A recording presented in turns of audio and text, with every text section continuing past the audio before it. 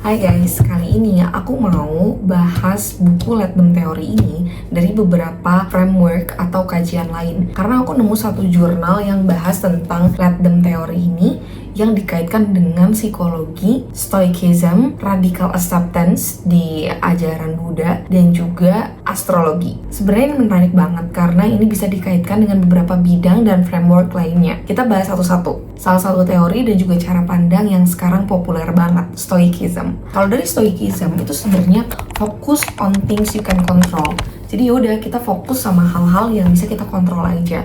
Makanya Let Them ini disusun oleh penulisnya karena dia tahu bahwa tidak semua hal bisa dia kontrol. So it's just like ya udah biarin aja. Kita kontrol apa yang bisa kita kontrol, seperti respon kita, cara kita bereaksi atas suatu hal.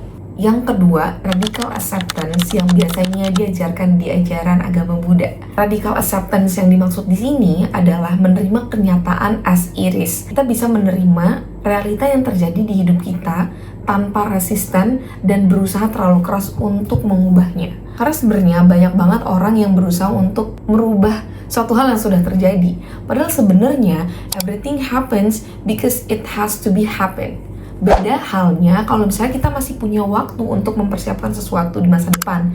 Tapi ketika itu sudah terjadi, sudah menjadi realita dan juga fakta, it's already happened anyway. Kita tidak bisa melakukan apa-apa tentang apa yang sudah terjadi.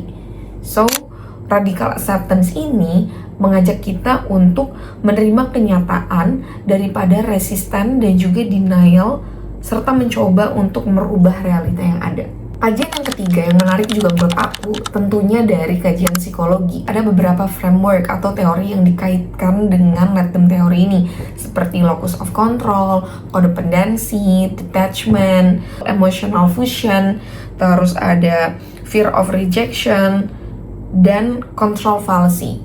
Yang akan aku bahas itu ada 2 poin aja, control fallacy dan juga fear of rejection or social exclusion. Kita bahas yang pertama, control fallacy. Kadang kita itu cenderung ingin mengontrol hal-hal eksternal. Kita pengen perasaan orang atau respon orang itu sesuai dengan apa yang kita harapkan. Kadang kita juga berusaha untuk mengontrol situasi yang terjadi di hidup kita sesuai dengan apa yang kita inginkan. Tapi faktanya, kita tuh nggak bisa mengontrol faktor eksternal. Walaupun kita udah berencana sedemikian rupa, tapi not everything will go as we plan. Jadi pertanyaannya, terus yang bisa kita kontrol apa? Faktor internal, diri kita sendiri, how we react or how we respond to some things, how we respond to some situations, how we respond when someone's annoyed us, dan ketika banyak hal yang terjadi di hidup kita, depends to our response. Yang kedua, fear of rejection atau social exclusion. Menariknya, berdasarkan penelitian, ternyata social exclusion itu mengaktifkan bagian otak kita sebagai rasa sakit. Jadi dia ngasih alert atau alarm ke otak kita, itu kayak, aku lagi sakit loh, this is something that hurtful. Makanya kadang orang-orang berekspektasi dan berusaha untuk mengontrol faktor eksternal karena ada kaitannya dengan faktor sosial. Pengen diterima secara sosial, sehingga kadang kita terlalu memikirkan reaksi orang lain, apakah orang itu senang atau enggak sama kita. Framework yang terakhir, yang menurut aku ini sangat menarik, karena sebelumnya aku belum pernah mempelajari ini, yaitu astrologi.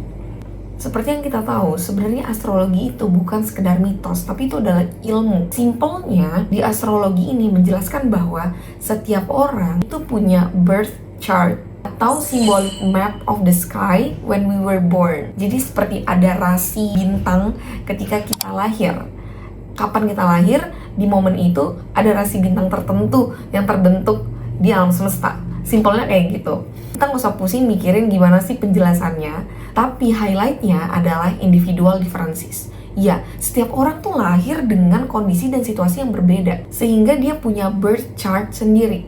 Dari framework astrologi ini, sebenarnya kita itu diajak untuk berhenti melihat perbedaan sebagai suatu masalah, tapi it's expression of individuality.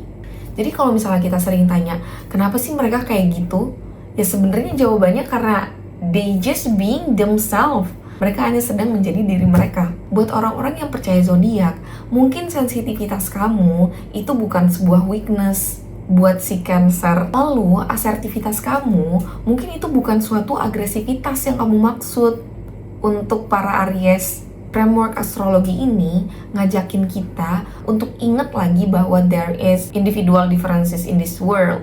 Ketika kita kaitkan dengan Latdom Theory, we all reminded that let's just accept that we are not for everyone. Dan yang menarik, astrologi ini ngajakin kita to live our life authentically. Kesimpulannya, Latdom Theory ini juga berkaitan dengan beberapa framework atau teori lainnya, baik itu dari psikologi, stoicism, terus juga bisa dijelaskan secara astrologi. Buku ini juga disusun berdasarkan teori-teori tersebut. Tapi buku ini dikemas dengan sangat baik untuk membuat pembacanya mudah untuk memahami dan juga bisa mengimplementasikan ke kehidupan sehari-hari.